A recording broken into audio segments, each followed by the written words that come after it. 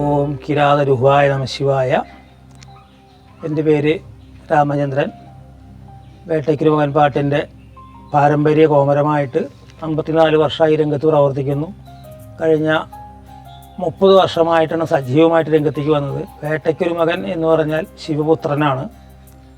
അർജുനനെ പാശുവസ്ത്രം കൊടുക്കാൻ വേണ്ടി ശിവനും പാർവതിയും കിരാതവേഷം ധരിച്ച് വനത്തിൽ പോയി അർജുനൻ്റെ അഹങ്കാരത്തെ ശമിപ്പിച്ച് പാശുവസ്ത്രം കൊടുത്ത് തിരിച്ചു പോരുമ്പോൾ പാർവതി പറയുകയാണ് ശിവൻ ഭഗവാനോട്, നമുക്ക് ഈ വേഷത്തിലൊരു മകൻ വേണം എന്ന് പറയുകയാണ്. ശത്രുക്കളെ സംഹരിക്കാനായി ഒരു മകൻ വേണമെന്ന് പറഞ്ഞു. അങ്ങനെ ഉദരത്തിൽ ഗർഭം ധരിച്ച് പ്രസവിച്ചതാണ് വേട്ടയ്ക്കുരുമകനെ. പാർവതി ഉദരത്തിൽ ഗർഭം ധരിച്ച് പ്രസവിച്ചത് ഈ വേട്ടയ്ക്കുരുമകനെ മാത്രമേ ഉള്ളൂ. വേട്ടയ്ക്കുരുമകന് പേര് പറയാൻ കാരണം വേട്ടയ്ക്ക് പോയിട്ടുണ്ടായ പുത്രനായതുകൊണ്ടാണ് വേട്ടയ്ക്കുരുമകൻ എന്ന് പേര് വന്നത്. അപ്പോൾ ഈ കുട്ടിയെ ജനിച്ച ശേഷം ശിവനും പാർവതിയും വനത്തിൽ ഉപേക്ഷിച്ച് പോരുക. ആ പോരുന്ന സമയത്ത് ശിവൻ വരം കൊടുക്കുകയാണ്, ഈ 3 ലോകത്തും ത്രൈലോകത്തും നിന്നെ ആരും ജയിക്കില്ല എന്നുള്ള വരം കൊടുത്തിട്ട് പോരുകയാണ്.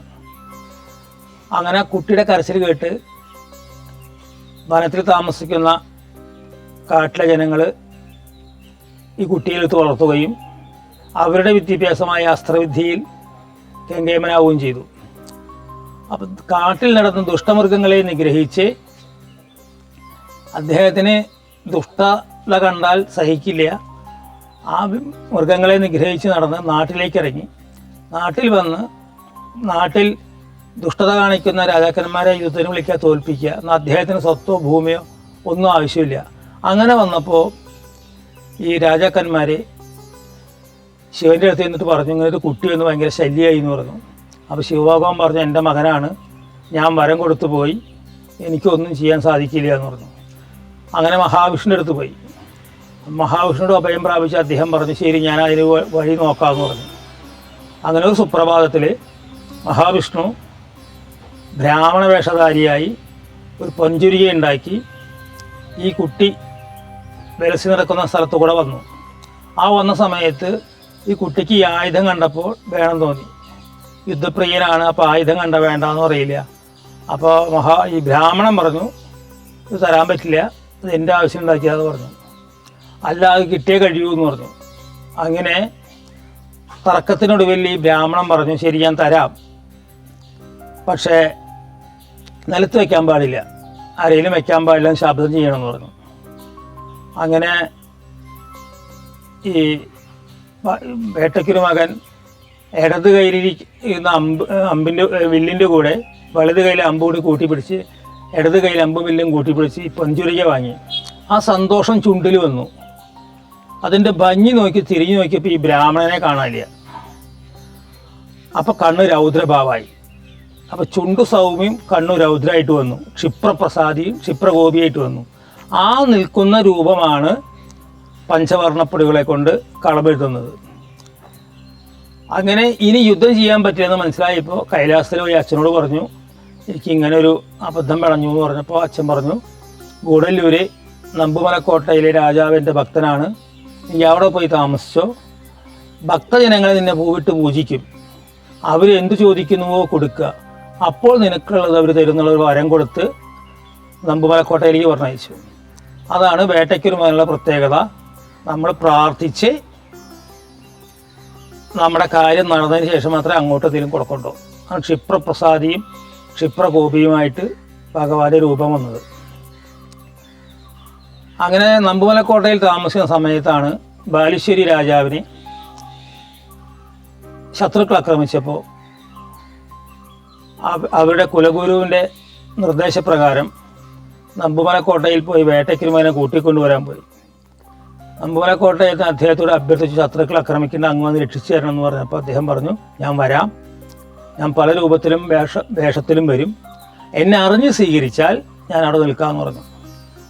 അങ്ങനെ രാജാവ് ഇവിടെ വന്ന് ഭടന്മാരോട് പറഞ്ഞു, നാഴീശരി ഭിക്ഷ കൊടുക്കുക ആര് വന്നാലും ആരെങ്കിലും വന്നിട്ട് തർക്കിക്കുകയാണെങ്കിൽ എന്നെ അറിയിക്കണം എന്ന് പറഞ്ഞു. അങ്ങനെ ഒരു സുപ്രഭാതത്തിൽ നമ്പുമലക്കോട്ടയിൽ നിന്നും ബാലുശ്ശേരിക്ക് പുറപ്പെട്ടു. ആ വരുന്ന ഏതെല്ലാം കുറേ ക്ഷേത്രങ്ങളിലും വില്ലങ്ങളിലൊക്കെ കയറിയിട്ട് അദ്ദേഹം വന്നേ. അതാണ് കല്ലാറ്റുകുറുപ്പ് എന്നൊരു പാട്ട് പാടുമ്പോൾ ആ സവിസ്തരം പ്രതിപാദിക്കുന്നുണ്ട് ഏതെല്ലാം സ്ഥലത്ത് കയറി എന്നുള്ളത്. അങ്ങനെ നമ്പൂമലക്കോട്ടയിൽ നിന്നും പുറപ്പെട്ട് പന്നംപള്ളി ഇല്ലം എന്നൊരു നമ്പൂരിലെത്തിയെന്ന് ഭക്ഷണം ചോദിച്ചു ഉച്ചയ്ക്ക്. അപ്പോൾ പറഞ്ഞു ഇവിടെ ഭക്ഷണമൊന്നുമില്ല, നമ്പൂരിമാർ വാരത്തിനൊക്കെ പോയിരിക്കണം, അവർ എന്തെങ്കിലും കൊണ്ടുവന്നിട്ട് വേണം കഴിക്കുന്ന അന്തർജനങ്ങൾ പറഞ്ഞു. അപ്പോൾ അവിടുത്തെ ഒരു അന്തർജനം കുറച്ച് പാലിരിക്കണമെന്ന് പറഞ്ഞിട്ട് ആ പാലൊരു കിണ്ടിയിൽ കൊടുത്തു. ആ പാല് കുടിച്ച് ആ കിണ്ടി അകത്ത് കമത്തി ദാരിദ്ര്യം മാറിപ്പോകട്ടെ എന്ന് പറഞ്ഞിട്ട് അദ്ദേഹം അവിടുന്ന് പോന്നു. അങ്ങനെ അന്ന് ഈ നിബിഡവനാണ്, റോഡുകളൊന്നുമില്ല. അപ്പോൾ കാട്ടിൽ കാര വെട്ടുകയായിരുന്നു ഒരു നായർ. കാരാവടി ഭയങ്കര ബലമുള്ളതാണ്, ഈ യുദ്ധം ചെയ്യാനും അന്നത്തെ രാജാക്കന്മാരുടെ ഭരണകാലത്ത് യുദ്ധത്തിനൊക്കെ ഉപയോഗിച്ചിരുന്നു. ഇപ്പോഴും ആനയ്ക്കും ഉപയോഗിക്കുന്നത് കാരവടിയെ, പെട്ടെന്ന് പൊട്ടില്ല. അപ്പോൾ ഈ കാര വെട്ടുന്ന നായരോട് കാര കുറിക്കുന്ന രാരു കണ്ണ ബാലുശ്ശേരി കോട്ടയിലേക്ക് ഏതാ വഴിയെന്ന് ചോദിച്ചു. അപ്പോൾ അദ്ദേഹം പറഞ്ഞു കൊടുത്തു. അല്ല നീ കൂടെ വായോ പറഞ്ഞ് അദ്ദേഹത്തെയും കൊണ്ടുപോയി ബാലുശ്ശേരി കോട്ടവാതിക്കലെത്തിയപ്പോൾ ഈ പൊഞ്ചുരിക ഈ നായരയിൽ കൊടുത്തു. ഞാൻ അകത്ത് പോയിട്ട് വരാമെന്ന് പറഞ്ഞു. രാജാവിനെ മുഖം കാണിച്ച് വരാ പറഞ്ഞു. കോട്ടവാതിൽ അകത്തേക്ക് കിടന്നപ്പോൾ ഇദ്ദേഹം ഒരു ഭിക്ഷാന്തീഹയായിട്ട് പോയി. അവിടെ ചെന്ന് ഭിക്ഷ ചോദിച്ചു. ഭിക്ഷ ചോദിച്ചപ്പോൾ നാഴി ഉണക്കലീരി കൊടുത്തു. അപ്പോൾ ആരേക്ക് നാഴൂരി വേണമെന്ന് പറഞ്ഞു. രാജാവിൻ്റെ കൽപ്പന അത്രയേ ഉള്ളൂ പറഞ്ഞു. അപ്പോൾ ഒന്ന് വിളിക്കാൻ പറഞ്ഞു രാജാവിനെ. രാജാവ് പള്ളി ഉറക്കത്തിലാന്ന് പറഞ്ഞു. അപ്പോൾ ആ ദേഷ്യത്തിൽ ആ അരി വാങ്ങി പിൻവാതിലിലൂടെ വനത്തിലേക്ക് പോയി. വനത്തിലൊരാളുടെ വീട്ടിൽ പോയിരുന്നു. രാജാവ് ഉണർന്ന് ചോദിച്ചപ്പോൾ പറഞ്ഞു ഒരാളിനെ തർക്കിച്ചു പറഞ്ഞു. അപ്പോൾ രാജാവിന് മനസ്സിലായി ഇനി അറിഞ്ഞ് സ്വീകരിച്ചില്ല, അദ്ദേഹത്തെ നമ്മൾ ചതിച്ചു എന്ന് പറഞ്ഞു. രാജാവ് ഈ അരിമണി ഇട്ട വഴി കൂടെ ഓടിച്ചെന്നപ്പോൾ അദ്ദേഹം പറഞ്ഞു വരില്ല പറഞ്ഞു. അപ്പോൾ രാജാവിൻ്റെ വിശ്വസ്തനായ പട്ടരെ പറഞ്ഞയച്ചു കൂട്ടിക്കൊണ്ടുവരാൻ വേണ്ടിയിട്ട്. അങ്ങനെ പട്ടര് ഈ ആലൻ്റെ വീട്ടിൽ ഭഗവാൻ ഇരിക്കണം കണ്ടപ്പോൾ നമസ്കരിച്ചിട്ട് ചെന്നു. അങ്ങനെ നമസ്കരിച്ച് അവിടെ എത്തിയപ്പോൾ അദ്ദേഹത്തോട് ചോദിച്ചു എന്താ നമസ്കാരപ്പെട്ടിട്ട് പോകുന്നതെന്ന് ചോദിച്ചു. അപ്പോൾ പറഞ്ഞു അങ്ങ് വരണം, അങ്ങ് വന്നിട്ട് ഞങ്ങളുടെ രാജ്യത്തെ രക്ഷിക്കണം. രാജാവിന് അബദ്ധം പറ്റി. അപ്പോൾ വരില്ല ദേഷ്യത്തിൽ പറഞ്ഞു. അങ്ങനെ കാട്ടിടക്കുന്ന കരിയിലെടുത്ത് അദ്ദേഹത്തിൻ്റെ പാദപൂജ ചെയ്ത് കോപത്തെ ശമിപ്പിച്ചിട്ട് ബാലുശ്ശേരി കോട്ടയിലേക്ക് കൂട്ടിക്കൊണ്ടുവരിക. ബാലുശ്ശേരി കോട്ടയിലേക്ക് വരുമ്പോൾ ഇപ്പോൾ വേട്ടയ്ക്കൽ മകൻ്റെ ശ്രീകോവിലിൽ ഇരുന്നിരുന്നത് ഭഗവതി കരിയാത്തൻ എന്ന് പറഞ്ഞ ദേവനാണ്. വേട്ടയ്ക്കൽ മകനെ കണ്ടപ്പോൾ ഭഗവതി വേഗം പിന്നീലേക്ക് ഇറങ്ങിയിരുന്നു. കരിയാത്തൻ അവിടുന്ന് എഴുന്നേറ്റില്ല. കരിയാത്തൻ്റെ തലമുടി കൂട്ടിപ്പിടിച്ച് അവിടുന്ന് എറിഞ്ഞു. അവിടുന്ന് 3 കിലോമീറ്റർ അപ്പുറം ഒരു പാറപ്പുറത്ത് പോയി വീണു. അതിന്നും കരിയാത്തൻ പാറ എന്ന പേരിൽ അറിയപ്പെടുന്നുണ്ട്. അങ്ങനെ ഇദ്ദേഹം ഈ ചുരിക കൊടുത്ത നായർ കോട്ടവാതിൽക്ക് സന്ധ്യ വരെ കാണാതെ ഇപ്പോൾ നായർ വീട്ടിൽ പോയി മച്ചിനകത്തൊരു നാക്കല മുറിച്ചിരുന്ന് അവിടെ ആ ചുരിക വെച്ചു. അങ്ങനെ ഈ ബാലുശ്ശേരി കോട്ടയിലെ ഈ ശത്രുക്കളൊക്കെ തുരത്തി ആ രാജ്യത്തെ രക്ഷിച്ചതിന് ശേഷം ഇദ്ദേഹത്തിൻ്റെ സമാധി ഉണ്ടായുള്ളത് ബാലുശ്ശേരി കോട്ടയിലാണ്. അത് ചുമരിലേക്ക് വിലയം പ്രാപിക്കുകയുണ്ടായത്. ആ സമയത്ത് ഈ പാല് കുടിച്ച ഇല്ലത്തെ തിരുമേനി വിളിച്ച് പന്നമ്പള്ളി തിരുമേനി വിളിച്ച് വേട്ടയ്ക്കൽ മകൻ്റെ തന്ത്രിയായിട്ട് അവരോധിച്ചു. അത് എവിടെ കളമ്പാട്ടുണ്ടോ ആ കളമ്പാട്ടിൻ്റെ കളംപൂജയ്ക്ക് അധികാരം അവർക്കാണ്. ഇപ്പോൾ ഇവിടെ കളംപൂജയുടെ നേരത്തെ അവരിലെത്തുന്ന ആരെങ്കിലും വന്നാൽ അവർക്ക് ഇവിടെ നിന്നല്ല കേരളം മുഴുവൻ നടത്തുന്നുണ്ടെങ്കിൽ അവർക്ക് അധികാരമുള്ളൂ. ഈ ചുരിക കൊടുത്ത നായരെ വിളിച്ച് അദ്ദേഹത്തിൻ്റെ പ്രതിനിധിയായിട്ട് അവരോധിച്ചു. കല്ലാറ്റ കുറുപ്പിനെ വിളിച്ച് കളമെഴുതി പാട്ടുപാടി സ്തുതിക്കുള്ള അധികാരം കൊടുത്തു. അങ്ങനെ ചുമരിൽ വിലയം പ്രാപിക്കുക ബാലുശ്ശേരി കോട്ടയിലുണ്ടായത്. അവിടെ നിന്നാണ് കേരളത്തിലെ വിവിധ ഭാഗങ്ങളിൽ ഇദ്ദേഹത്തെ ആരാധിച്ചാൽ എല്ലാവിധ ഐശ്വര്യങ്ങളും ഉണ്ടാവുമെന്ന് വിചാരിച്ച് അന്നത്തെ കാലഘട്ടത്തിലുള്ള ആൾക്കാരെ ആരാധിച്ച് കൊണ്ടുവന്ന് ഈ കോവിലകങ്ങളിലും ഓരോ മനകളിലൊക്കെ ആരാധിച്ചിരുന്നു അങ്ങനെ വന്നുള്ളത്. അപ്പോൾ ശരിക്കും ഇത് സാധാരണക്കാരൻ്റെ ഒരു ദേവനായിട്ടായിരുന്നു. പണ്ടത്തെ ആധിപത്യ കാലത്ത് ഞങ്ങളുടെ മാത്രമായി വെച്ചൊരു കാലഘട്ടമൊക്കെ ഉണ്ടായിരുന്നു. അങ്ങനെയാണ് പല ഭാഗങ്ങളിലേക്ക് എത്തിയത്. പിന്നെ വേട്ടയ്ക്കലുമതിൻ്റെ ഏറ്റവും പ്രധാനപ്പെട്ട വഴിപാട് കളമ്പാട്ടും നാളികേരവുമാണ്. അതിപ്പോൾ 100 നാളികേരം 3 നാളികേരം മുതൽ 12,008 വരെ എറിയണ സങ്കല്പമുണ്ട്. 12 രാശികളെ സംബന്ധിച്ച് അതിലുണ്ടായിരിക്കുന്ന എല്ലാവിധ ദോഷങ്ങളും ഒരു ദിവസം കൊണ്ട് എറിഞ്ഞുടയ്ക്കുക. അതുകൂടാതെ ഇദ്ദേഹം വേട്ടയാടി വന്നാൽ 3 ഇളനീര് വെള്ളം ദാഹം തീർക്കാൻ കുടിക്കുക. അതിൻ്റെ അടിസ്ഥാനത്തിലാണ് 12,008 നാളികേരം വരെ എറിയുന്നത്. ഒരു 10-30 വർഷമായിട്ടുള്ള അമ്പലങ്ങളൊക്കെ പുരോഗമിച്ച് തുടങ്ങിയിട്ട് അതിനുശേഷമാണ് കൂടുതൽ അഭിവൃദ്ധിയിലേക്ക് വന്നത്. അതുവരെയൊക്കെ അപൂർവമായിട്ട് 1-2 സ്ഥലത്തോ മാത്രമാണ് ഈ എല്ലാ വർഷവും 12,000 നാളികേരത്തിനുള്ള കളമ്പാട്ട് ഉണ്ടാവാറുള്ളത്. ക്ഷിപ്രപ്രസാദി ക്ഷിപ്രഗോപിയുടെ കണ്ണ് രൗദ്രം ചുണ്ട് സൗമ്യാണ്. ഭഗവാനെ നമ്മൾ മനസ്സറിഞ്ഞ് ആരാധിച്ച് നമ്മുടെ കാര്യം നടന്നാൽ ഭഗവാനോട് കൊടുക്കണം. അതാണ് ഐതിഹ്യം. കേരളത്തിൽ ഇപ്പോൾ കുറേ ഇല്ലങ്ങളിലും അതുപോലെ തന്നെ ഈ വലിയ വലിയ മേനോന്മാരുടെ തറവാടുകൾ, കോവിലകങ്ങൾ, പിന്നെ ക്ഷേത്രങ്ങൾ, അവിടെയൊക്കെ വേട്ടയ്ക്കൽ മകൻ്റെ പ്രതിഷ്ഠയുണ്ട്, കളമ്പാട്ട് നടക്കുന്നുണ്ട്. അപ്പം ഞാൻ 54 വർഷമായി അരങ്ങേറ്റം കഴിഞ്ഞിട്ട് ഇറങ്ങിച്ചെങ്കിലും അമ്മാവുള്ള കാലം കാരണം അന്നൊന്നും അധികം പാട്ടുകളൊന്നുമില്ല, സജീവമായിരുന്നില്ല. അപ്പോൾ അമ്മാവന് വയ്യാണെങ്കിൽ 30 വർഷമായി സജീവമായിട്ടുള്ളൂ. 400ാമത്തെ പന്തിയിലായാലും ബാലുശ്ശേരി കോട്ടയിൽ. ഇതിൻ്റെ ഉള്ളിലാണ് ആലുവ കളത്തിൽ കർത്താവിൻ്റെ അമ്പലത്തിൽ 2018 ഇരട്ടപ്പന്തിയിലായിരം നടത്തി. പ്രപഞ്ചത്തിൽ ആദ്യമായിട്ടാണ് ഇരട്ടപ്പന്തിയിലായിരം ഉണ്ടായുള്ളത് ഈ ഭൂമി ഉണ്ടായതിനു ശേഷം. ലിംക അവാർഡും URF ഏഷ്യൻ അവാർഡും പന്തള രാജാവ് പന്തിയിലായിരം ചക്രവർത്തി പുരസ്കാരം തന്നു. അതൊരു മത്സരത്തിന് വേണ്ടി നടത്തിയതല്ല, ജ്യോത്സ്യൻ്റെ ആചാരവിധി പ്രകാരം വന്ന ഫലത്തിൽ നടത്താൻ പറഞ്ഞ് നടത്തിയതാണ്.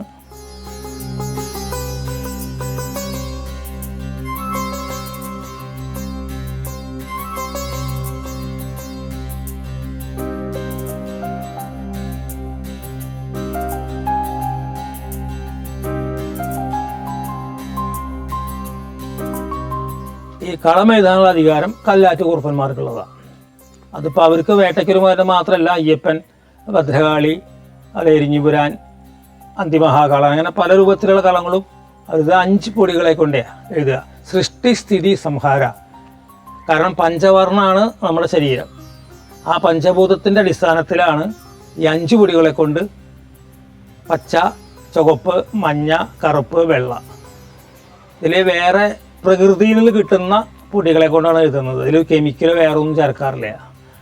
ആ പൊടികളെ കൊണ്ടാണ് ഭഗവാന്റെ രൂപത്തെ എഴുതുന്നത്. ഇപ്പോൾ കളമ്പാട്ട് നടത്തുമ്പോൾ ആദ്യത്തെ ചടങ്ങ് രാവിലെ കൊട്ടിയറിയിക്കാൻ ചടങ്ങുണ്ട്.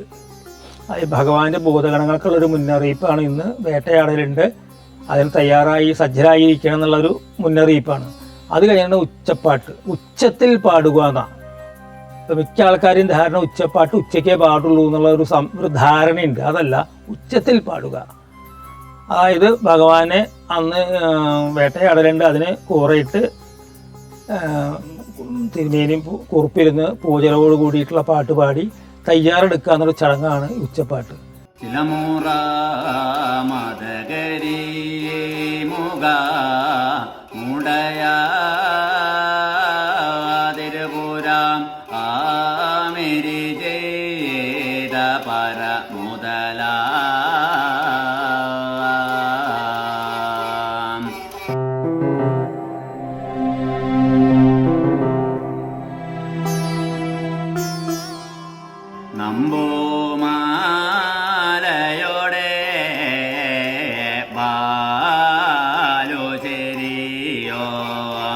നായാട്ടോ കൂട്ടമോ പുള്ളിയാരയാൽ കീഴോ അമ്പോം കേട്ടും പല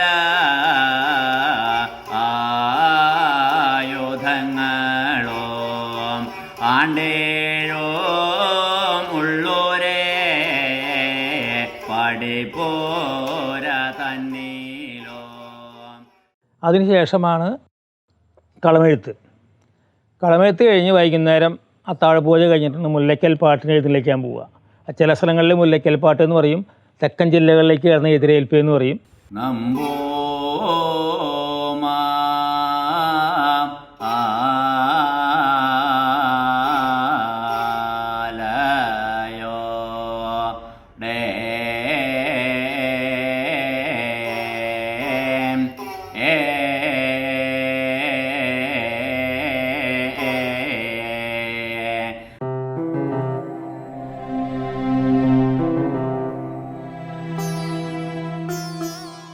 നിന്തിരുവടിയും വേടരൂപത്തിങ്കൽ തോന്നനായ പോലും വേടരേ ഗണവരെ കുറുവരെ പുളിയരെ എന്നിങ്ങനെ എമ്മോർജിലാകമ്പടി മേനോക്കി വിളമ്പന്മാരെന്നിങ്ങനെ 16,000 വിളകിരിവില്ലി ചേകവരാലെ കൊട്ടുമാർ പലങ്കാരത്തോടും കൂടി കേട്ടെഴുന്നള്ളി വരുപോയാക പോലും ആരോമലെന്നുടെ വേട്ടയാണ്ട വീരാ വേട്ടയ്ക്കൊരു മകൻ നിന്തിരുവടി പോലും ദൈവമേ.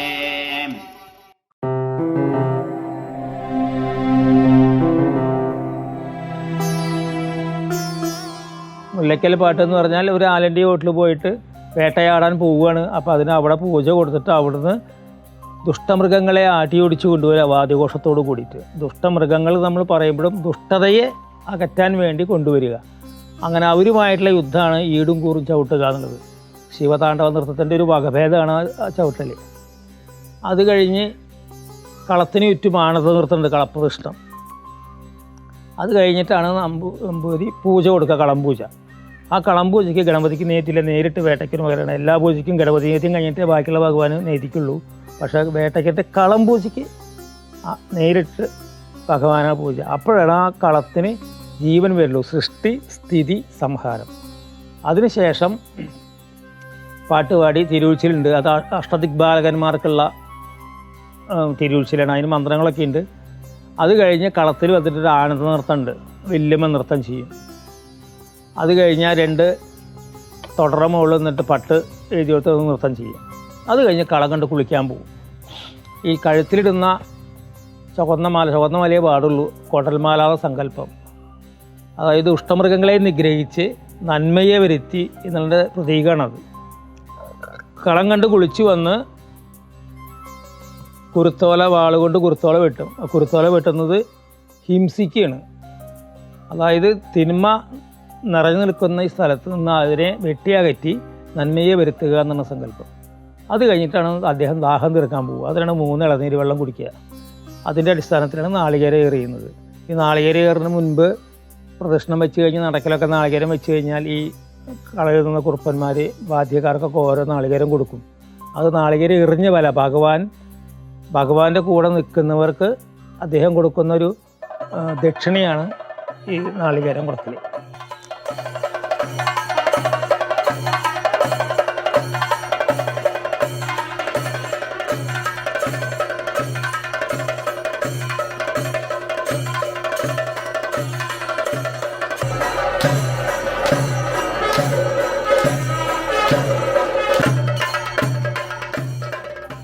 അത് കഴിഞ്ഞ് കുരുത്തോല കൊണ്ട് നാളികേരം കഴിഞ്ഞ് വന്ന് കുരുത്തോല കൊണ്ട് തിരുമുഖം മാച്ച് ആ തിരുമുഖത്തിലുള്ള ജീവചൈതന്യത്തെ വെളിച്ചപ്പാടിൻ്റെ ശരീരത്തിലേക്ക് ആവാഹിച്ചു. അതിന് ശേഷമാണ് കൽപ്പന പറയുക. കൽപ്പന പറഞ്ഞ് കളപ്രസാദം കൊടുത്ത് അരി എറിയും ചടങ്ങുണ്ട്. ആ അരി എറിയുന്ന ചടങ്ങ് കഴിഞ്ഞാൽ കൂറ വലിക്കും. അപ്പോൾ ഈ ചടങ്ങിന് പങ്കെടുക്കുമ്പോൾ പരിപൂർണമായിട്ട് ഇത് കണ്ടാൽ മാത്രമേ ഭഗവാന്റെ അനുഗ്രഹാശിസുകൾ നമുക്ക് കിട്ടൂ. ഊട്ടും പാട്ടും ആണെന്ന് പറയുക. ഊട്ട് പ്രധാന. അദ്ദേഹത്തിൻ്റെ പിറന്നാൾ ദിവസം ആ പരിസരത്ത് ആരും പട്ടിണി കിടക്കാൻ പാടില്ല. അതിനാണ് ഊട്ടും പാട്ടും പ്രധാനം വെച്ചുള്ളത്. ഇപ്പോൾ മിക്ക അമ്പലങ്ങളിലും പ്രസാദൂട്ടുണ്ടാവും. ഇപ്പോൾ ബാലുശ്ശേരി കോട്ടയിൽ തന്നെ ഒരു 80-90 ചാക്ക് അരി വയ്ക്കണം. അത്രയും ആൾക്കാരുണ്ടാവും ഭക്ഷണം കഴിക്കാൻ. അതാണ് ഇതിൻ്റെ ഏറ്റവും ചുരുങ്ങിയൊരു ഐതിഹ്യം.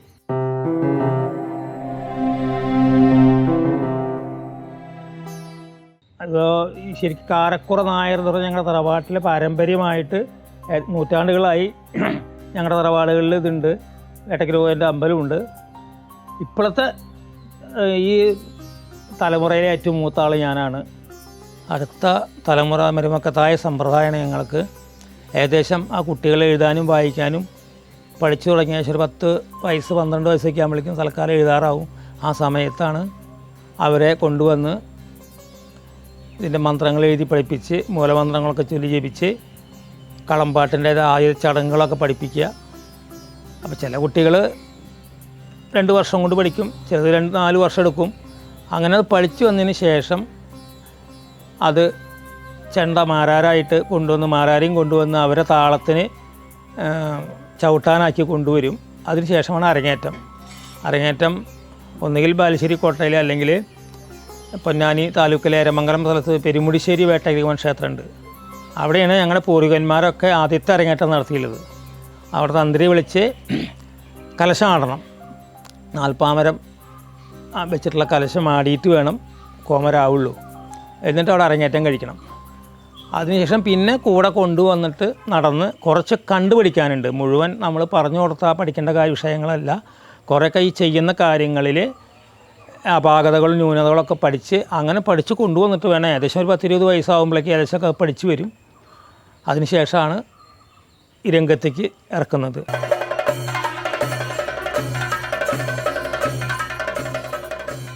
നമ്മളിപ്പോൾ പന്തിരാരി അറിയുമ്പോൾ അതിന് 41 ദിവസം നോൽമ്പ് വേണം.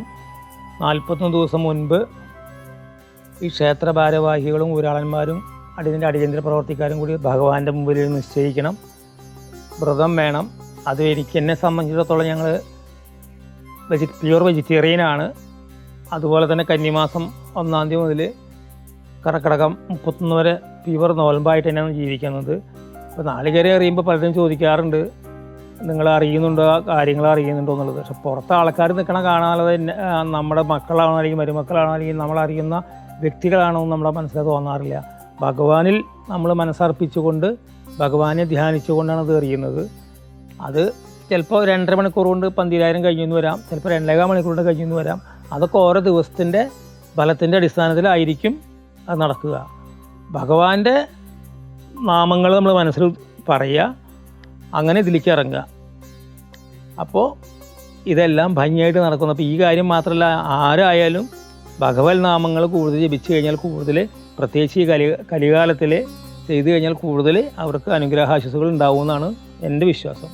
ഇതൊന്നും എൻ്റെ ഒരു കഴിവാന്ന് ഞാൻ വിശ്വസിക്കുന്നില്ല. ഭഗവാന്റെ ഒരു അനുഗ്രഹം മാത്രമേ ഉള്ളൂ.